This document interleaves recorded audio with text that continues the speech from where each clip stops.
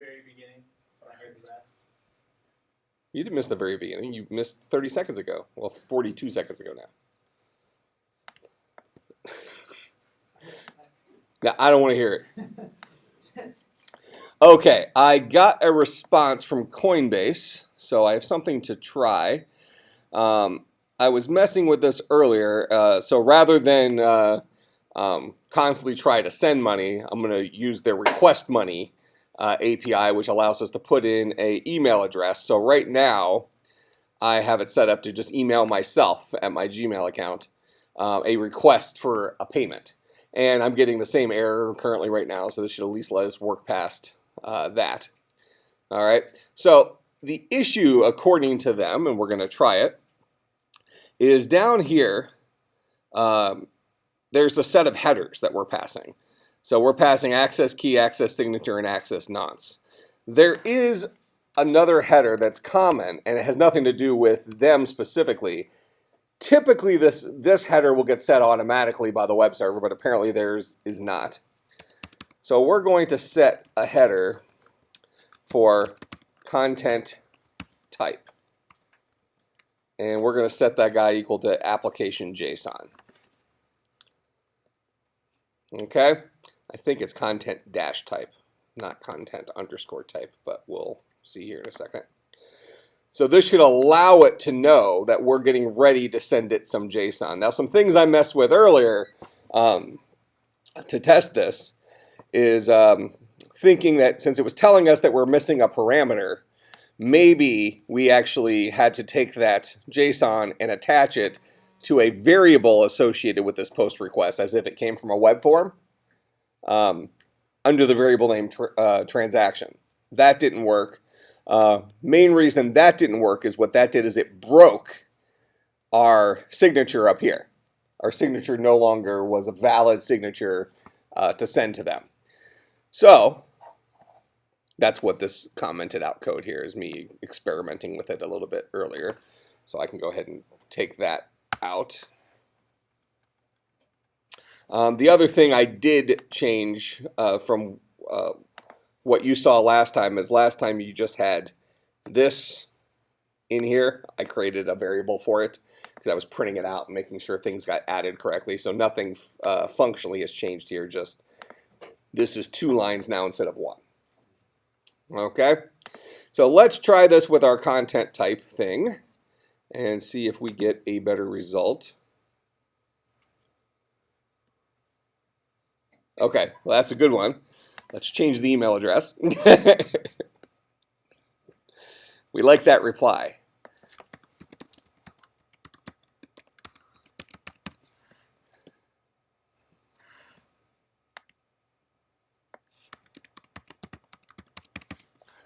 Next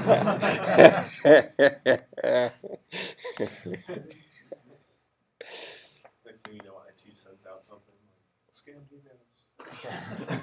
All right, success. Transaction ID, blah, blah, blah. So we should see that come through, and hopefully, and they're sending a lot of crap. Hopefully now we got an email.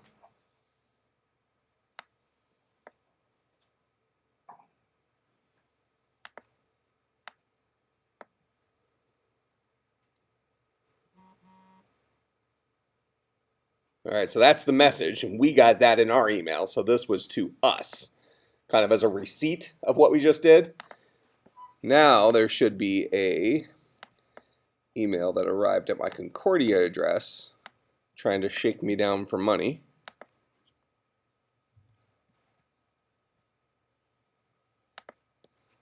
Right here, let's say not junk.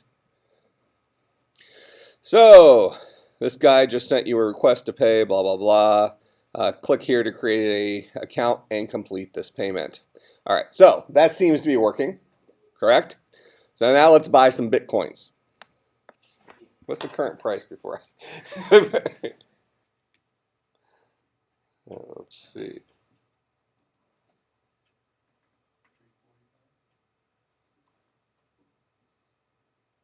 Oh, so it's up about 60 bucks in the last 4 days. That's legit.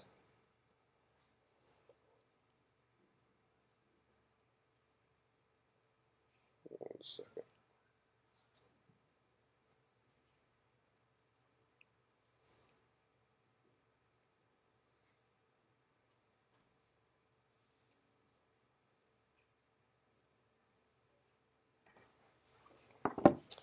Okay, so that part's working. So let's go in and let's update our code to put it back the way it was before. So to address, I commented out the previous one to put that email address in there. So here's our new to address. So we're going to send that many Bitcoins to, that's my Coinbase account. All right. So let me quickly log into my Coinbase account. Or I'm sorry, not Coinbase, CEX. Okay, so my CEX account currently has 0.03 Bitcoin balance in there. I have a bunch of gigahashes, but that's my current Bitcoin balance. So we're going to try to send some more Bitcoins there. So that's my to address. The amount of Bitcoins we're going to send is 0.02. We can change our note to whatever we want. The only thing that was different between a transaction for requesting money versus sending money was whether or not we had the word to or from in here. All right, so I'm going to change that back to to, which is what we had in class last time. We'll set instant buy to true like we had. And notice that I had instant buy in there before. And that's not even a valid variable for requesting money. But it just ignored it. So I can put, you know, a Mickey Mouse variable in there if I want. As long as the things it's looking for are there. JSON is a consistent format, so it shouldn't be a problem. All right, and now instead of request money, we're going to do send money. And make sure we have enough, don't accidentally have the wrong number of decimal places in there. And send 200 Bitcoins with instant buy and stuff. What would that be? 200 times 340. Oh, yep, that's going to exceed my limit. $68,000. All right. So we do need to be a little careful with with this type of code, but we're going to go ahead and pull the trigger on it anyways.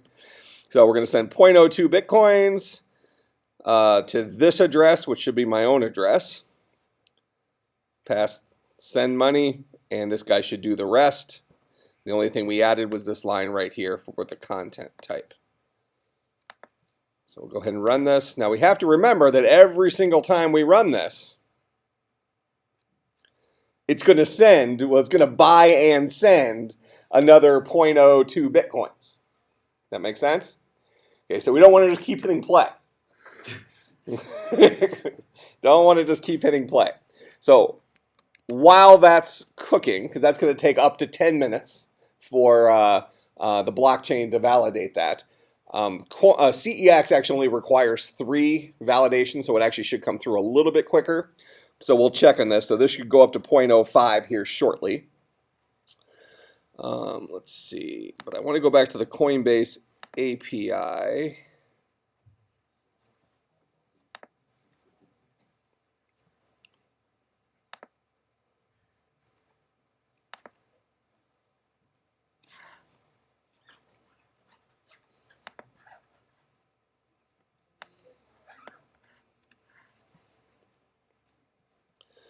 All right, and we have a,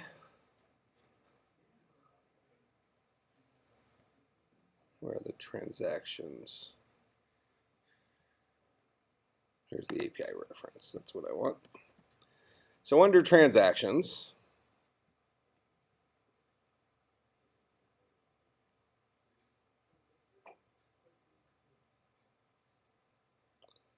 we can list our recent transactions.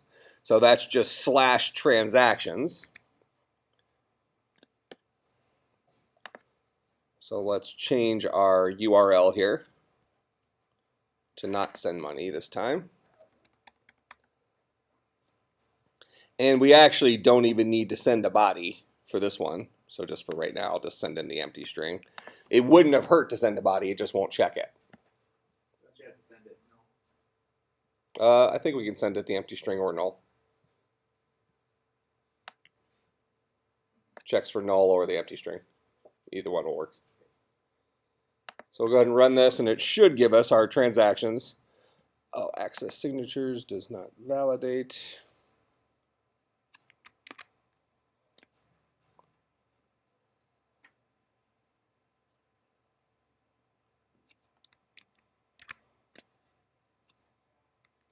V1 transactions. Oh, hold on. I think it's just that.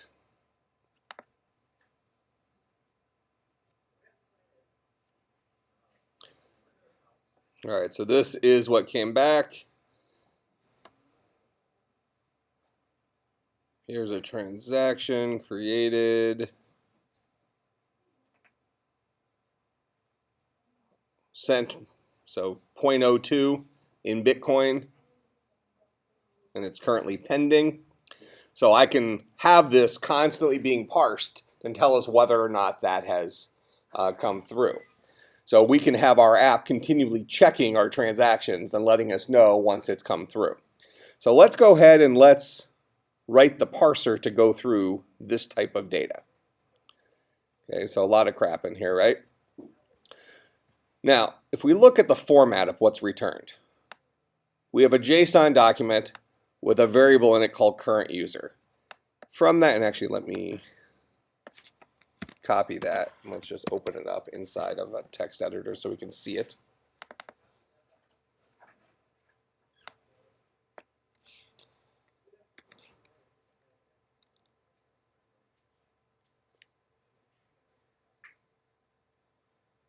You know, if you push command and then up, it goes all the way to the top. Yeah, I know, but I've already started doing this. Aha!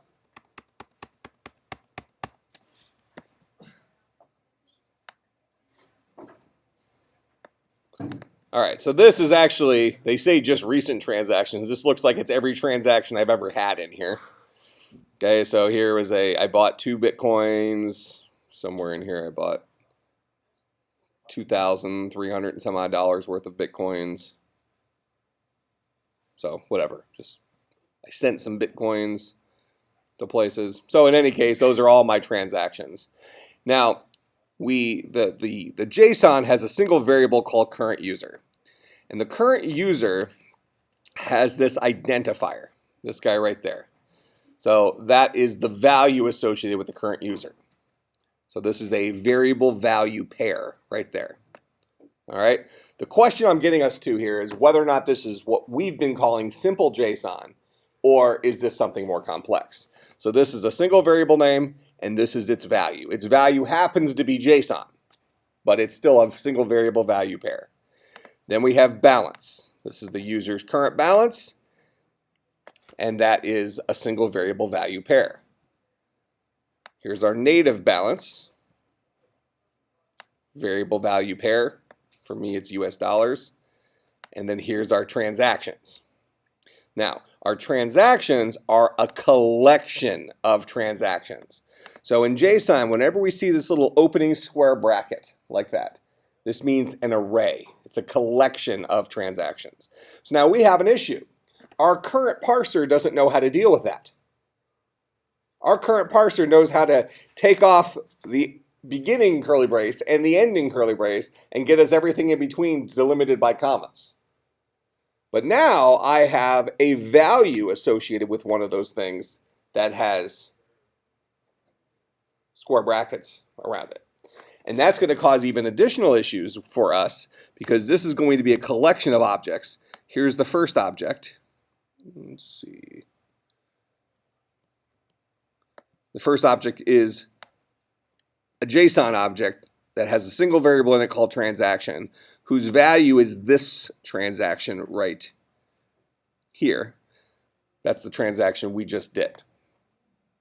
All right, so that's one transaction.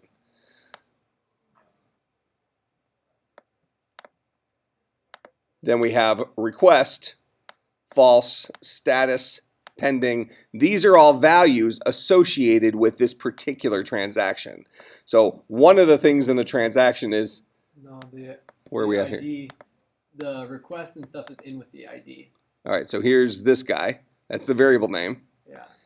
And then this starts the object for that. Yeah. So that a transaction is an ID. That's a variable value pair. Here's a variable value pair. It ends like 5 lines. Here's a variable value pair, so on and so forth, until. Till the next day. Should end at the next day. So then we have amount. That's the variable, and here's the value. Variable value pair, variable value pair, variable value pair, variable value pair, variable value pair. Oh, this is all still the same. And then finally, variable value pair. That's the end of that value associated with a transaction. And then this is the end of that particular value in that array. It's from here. Come on.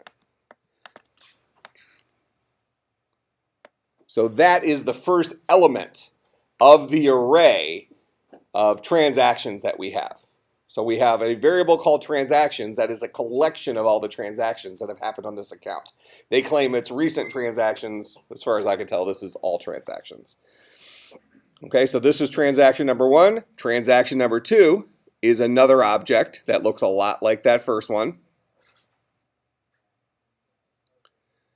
And I don't know where it ends. Okay, here we go, right here. That's transaction number 2. Okay, so each of these transactions is delimited by a comma. Now, if we go back to our code and we look at our JSON parser, we sent it the big, long JSON string. And here, just quickly out of curiosity, let's see if the money arrived yet. Okay, not yet. Still cooking. All right, so we sent the JSON parser, the constructor took in JSON. So that would be something like this whole document. Our current thing only works for simplified JSON. So first thing we're going to do is we're going to trim the ends. So that makes sure that we don't have spaces before the opening curly brace or after the final curly brace. Then we're going to take everything in between the opening and closing curly brace. So what does that do? That comes into this and starts us off here and goes all the way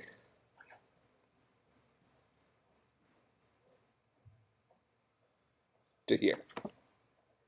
Gets us everything between the opening and closing curly brace for the entire JSON document. Then we split it on commas. And this is where we run into a problem now.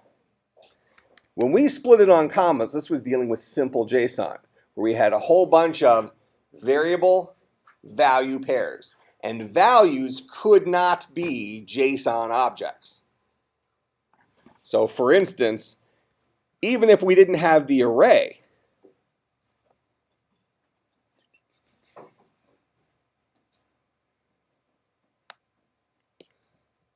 this would not have been a valid value in our simplified JSON parser. Does that make sense?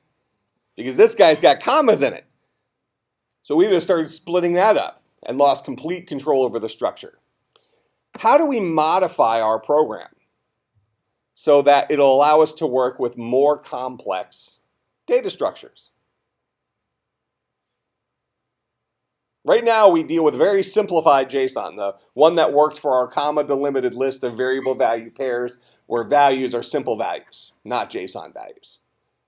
Now we have 2 different kinds of values. Well, really 3 different kinds of values. We have simple values. We already support that. We have JSON object values. And finally, we have JSON array values, which are a collection of other values, which may be simple values, JSON object values, or JSON array values. Make sense? So, how do we modify our code to make this work for more complex JSON? And this actually becomes an interesting problem.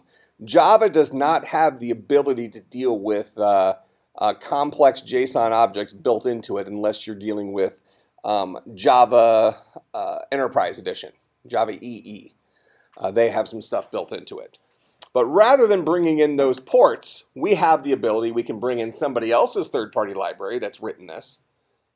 But would this really be that difficult to write?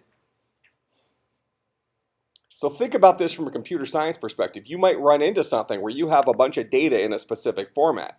We understand this format, right? We understand it. Now it's a matter of being able to parse it. How can we handle this data? Is peeling off the opening curly brace and the closing curly brace acceptable? Is that fine? We always need to do that, right? That just kind of takes the contents of the sandwich out. Now we need to kind of go through that and piecemeal it into different piles. Then we're going to find an opening double quote. So when we deal with variable names always start with an opening double quote and always end with a double quote. So we can grab our first value by just picking everything up until the next closing double quote. That makes sense? So the very first thing we're going to do is we're going to find the first variable. So we'll do that. After we find the first variable, we'll have that stored inside of something called a variable name. Would you really need that though? That variable? We want to think about this generically because we're going to write a JSON parser that works for all JSON documents. Just because this one looks this way doesn't mean that we're not going to want to take our library that we're going to write for JSON and apply it to other stuff. Okay, because we're going to look at some APIs from CEX as well. So we really need a JSON library that's functional. So we're going to find our first variable. Then we know it's going to be followed by a colon. So we're going to read to the colon. Then we want to find the value. Now values come in three formats. We can either have an opening double quote, which means it's a simple value. We can have an opening curly brace, which means it's a complex value. Or we can have a opening square bracket.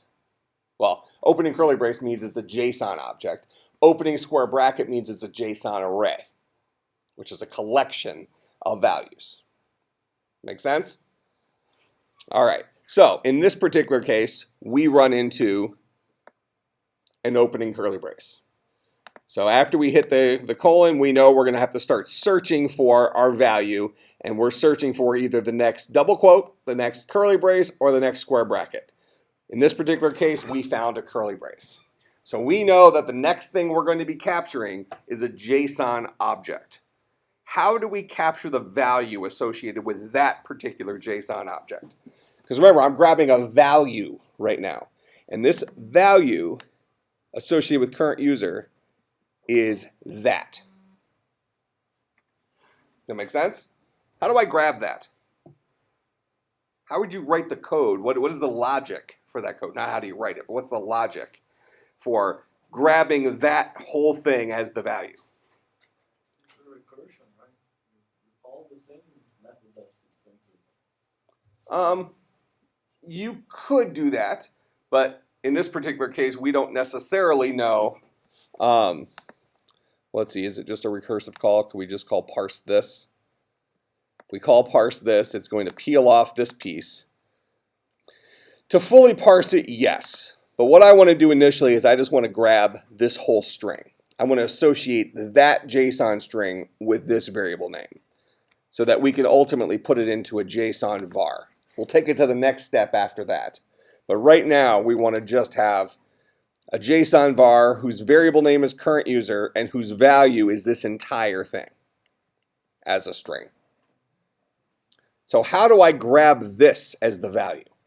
I know I have an opening curly brace, and every opening curly brace is going to have a matching closing curly brace, right? So as I walk through this, as soon as I hit the opening curly brace, the next thing I'm looking for is a closing curly brace. And everything until then, I'm just going to capture. That make sense? Now, what would happen if I hit another opening curly brace in here? Then that closing curly brace that you hit would be the end of that second. So I need to count how many opening curly braces. My first opening curly brace means I have a count of 1. As soon as I hit a closing curly brace, I'm going to subtract that from it. And if I'm at 0, I'm done with that object. But if I hit an opening curly brace, and then a few steps later I hit another opening curly brace, now I have a count of 2. The next closing curly brace I hit, count of 1. The next closing curly brace I hit, count of 0. Then I'm done. Does that make sense? So I'm going to walk through this. I'm at a 1. Still a 1, still a 1, still a 1, all the way through until I hit the closing curly brace, and now I know I'm at a 0. That's the value associated with this variable. So I can't just automatically split it on commas like we did before. We have to do something more interesting than that. Make sense? So let's just write that part first. And actually, let's quickly check on our balance. Still no more Bitcoins yet. But it show up on Coinbase first. Well, Coinbase lost it. Coinbase sent it here. So if I go to Coinbase, I would guess, see that there was a transaction.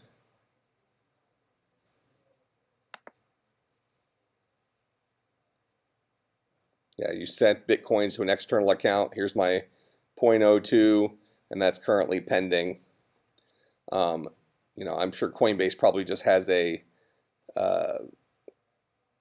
something set up for. I wonder where this came from.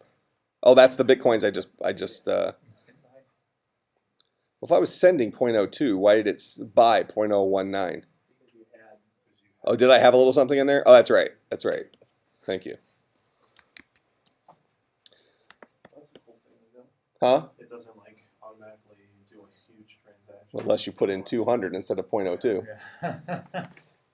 2 decimal places, because 2 decimal places there was the difference between a $6 purchase and a $600 purchase. Or an $800 purchase, I guess, right? Close to 800. Man, remember to disable that API key. Because I could see you guys playing jokes, just trying to, steal a buck, but accidentally steal 1,000. Just because of a bug. Accidentally. I don't know what I did. He sent me a text asking me what's wrong with your code. I don't understand why this keeps failing. Well, the transaction is for $68,000 and the maximum. Wait a minute.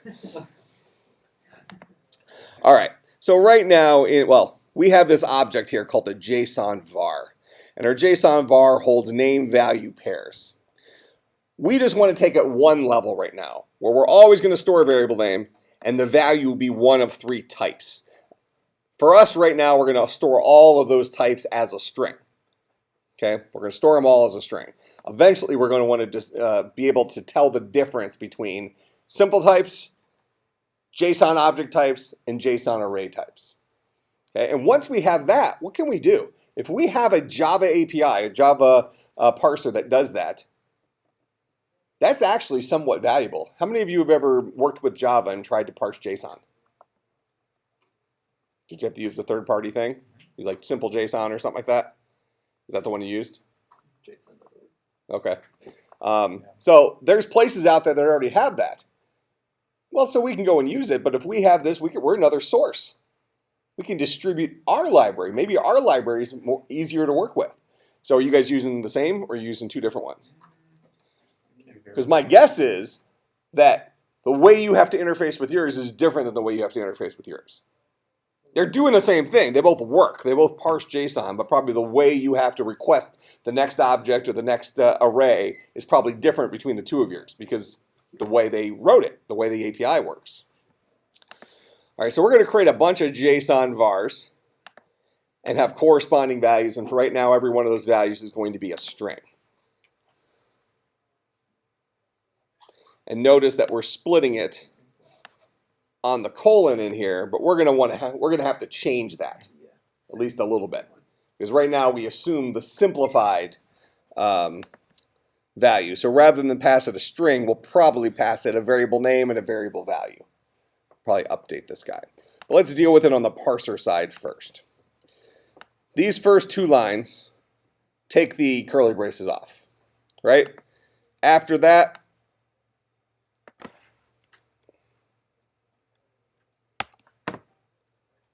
the rest of that's dead. Okay? So we've now just unpacked. We've taken the bread off the sandwich, if you will, and now we have everything in between. So we need to start walking our, and we did trim it, so we need to start walking through temp. So we know that we're going to have to go through every character between 0 and temp.length.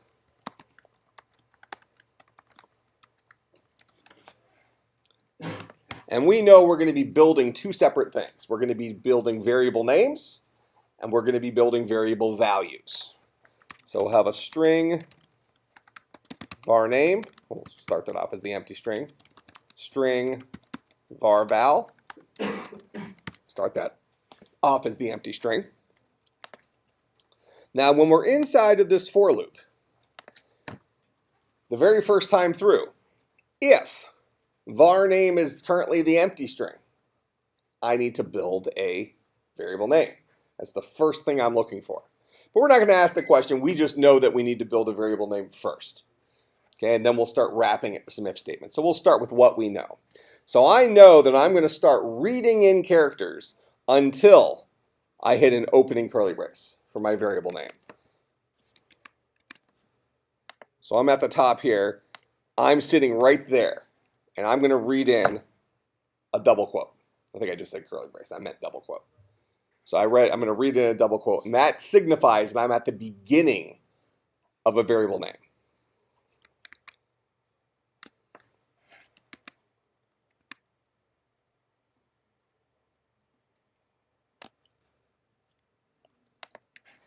We're going to create a Boolean.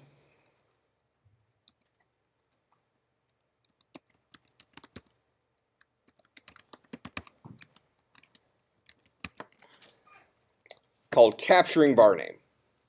And we know the very first thing we're going to do is we're going to get our first variable name. All right? So, if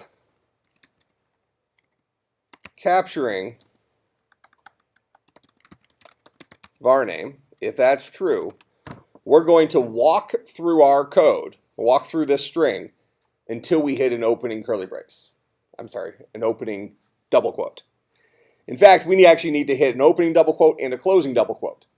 Are double quotes legal characters in variable names? The actual name itself. They are only used at the beginning and end. Okay? So really what I'm looking for is everything from the starting double quote to the ending double quote. And if I see anything that's a space, I'm skipping it. Now, can we have spaces inside of variables in JSON? Current underscore user, native underscore balance. Doesn't seem like spaces are legal in variable names. Okay, so we're looking for an opening double quote and a closing double quote. That's it.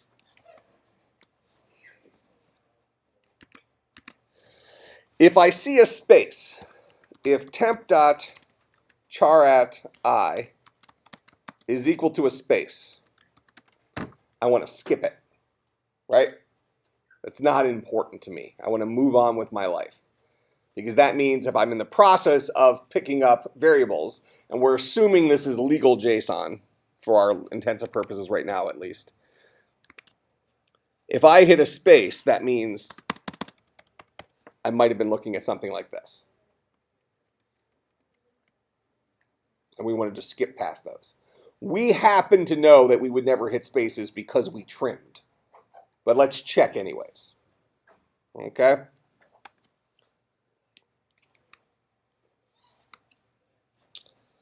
Actually, since we know we trimmed it, we know we won't hit space. So let's not check, just to keep the code a little simpler. So what we're going to do is we're going to have a variable in here. Count quotes. Oh, let's call it quote count. And quote count will start off at 0. So if I'm currently capturing a variable name,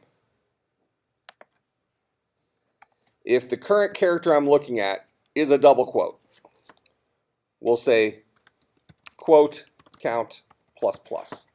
Just became a 2. That make sense?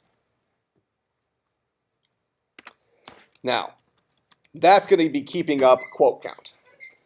Regardless, we're going to be saying var name is equal to var name concatenated with temp dot charat I. This will capture that next variable. We'll be capturing our variable. So as we're walking through this, this will be, I hit a double quote, quote count is 1. But let's capture that. Capture that, capture that, capture that, capture that. All the way through. Now I hit another double quote. Quote count is 2. But then I captured it. So after I made it 2 right here, I still went ahead and grabbed that second double quote. Now I can ask the question, if quote count is equal to 2, that means I'm done capturing my first variable name. Does that make sense? I've hit 2 double quotes. So if I'm done capturing my first variable name, I'm going to set capturing var name to false.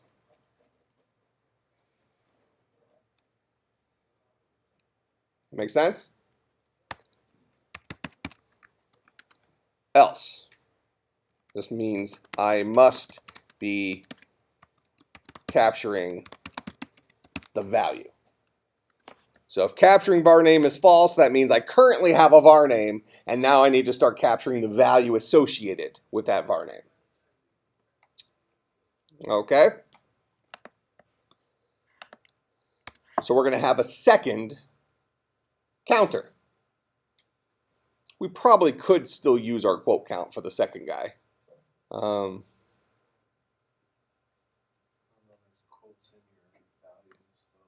Well, I'm just using the variable name.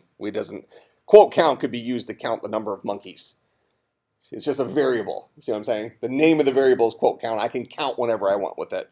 Rather than repurpose that variable, we'll just create a second variable. So let's say int, let's just call it val count, since that's the count associated with our value. So we know that we're going to run into one of 3 different types of values. If we hit a double quote, we're dealing with a simple value, right? So double quote means that the value is going to be double quote, the value of it, double quote. That's it. And we're going to read everything in between until we hit that closing double quote. And that's our value. So that's the easy version of this. The easy version is, let's see, is there a guarantee? There's not. There's no guarantee that we're going to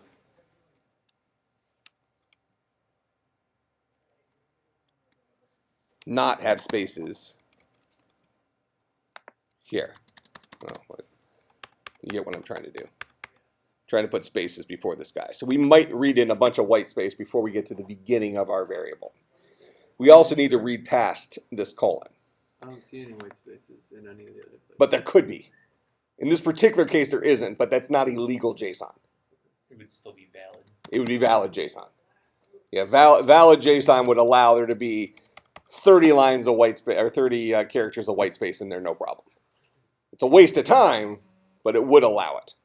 So we do need to burn until we get to our colon. So before we actually set, well, we're going to say capturing var name equals to false. We need to have another Boolean for whether or not we found the colon.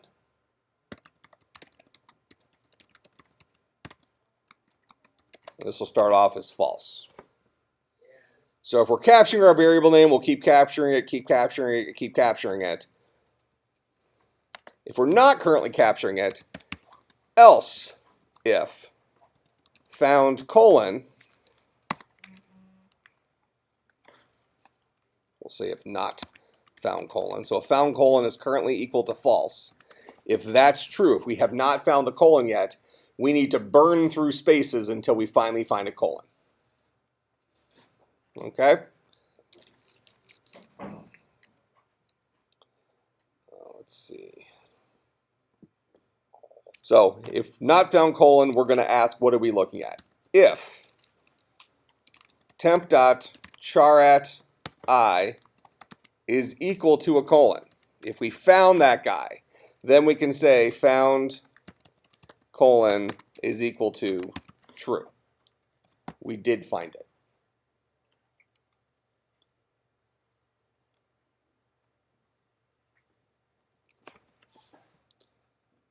And if we didn't find a colon, that means we were looking at empty space, looking at white space. We'll just keep burning. So it'll keep spinning back through our loop up and up and up. Because we're only going to get into one of these three blocks. We're either going to be capturing a variable name, we're going to be looking for our colon, or we'll be looking for our value. Those are those three different pieces there. Okay? So if we're capturing the variable name, we're going to do this. That part's easy. If we're looking for our colon, we're going to keep looking until we find a colon, and as soon as we find one, we'll say found colon is equal to true. Now the challenge that comes next is after that colon, we can have a whole bunch of white space before the value starts. That make sense? So how do we burn past white space before we find the value? Well, we know values are going to start with one of three starting points, either double quote, curly brace, or square bracket. Those are the three starting points for our value. So we're going to create another Boolean called capturing value, and this guy will be false.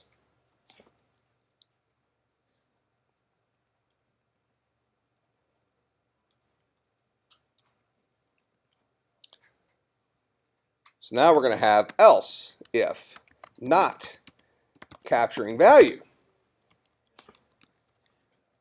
If we haven't actually started capturing the value yet.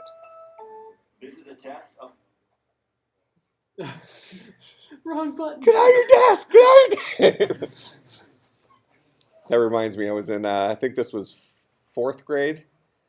I had a teacher in 4th grade who, he was like a war veteran or something. And I think he had one of the traumatic things where, you know, like, you're not right after war. Yeah, that. But this is before they had a name for it. Okay, this is when I was in 4th grade. And we're in the middle of class, and it was like we were doing like a spelling test or something. This dude just dives behind his desk, and he starts peeking out the side. He's like, "Charlie!" Just screaming. You know, so imagine a bunch of 4th graders are sitting there while their teacher is hiding behind his desk up there screaming for Charlie. Eventually, the principal came. None of us did anything.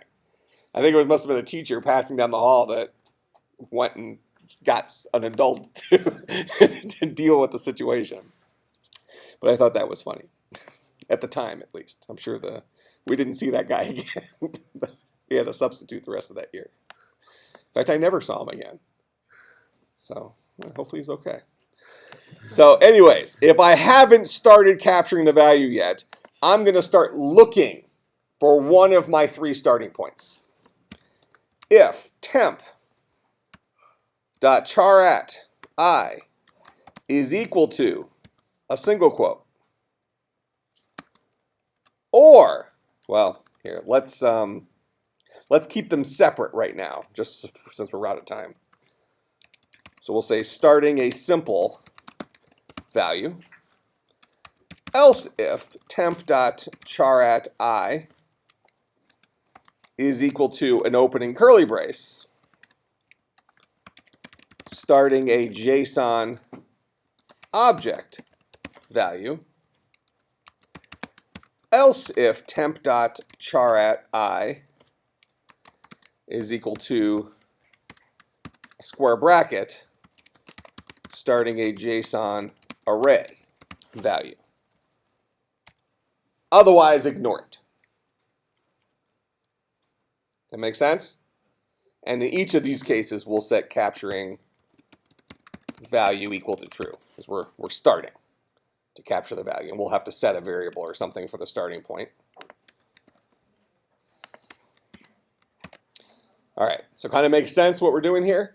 Now the reminder I'll throw out there is, remember, all hard programs are made up of a bunch of easy parts. So nothing we've done so far is difficult programming stuff. We just happen to be solving a fairly complex problem. And just real quick, let's see if the Bitcoins eventually arrived. What does this guy say? And this guy thinks it's still being sent. But does CEX think they arrived? They did. They're here. Ha-ha, been paid. By yourself.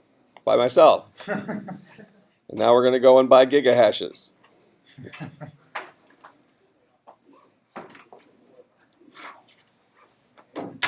Maybe I'm not going to buy gigahashes. Where's my gigahash button? Oh, there it is. See, I'm going to buy 20 gigahashes. Boom.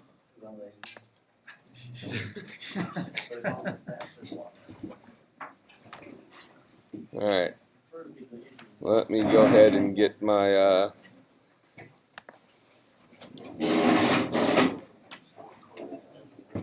my API access disabled here. Yeah. Yeah.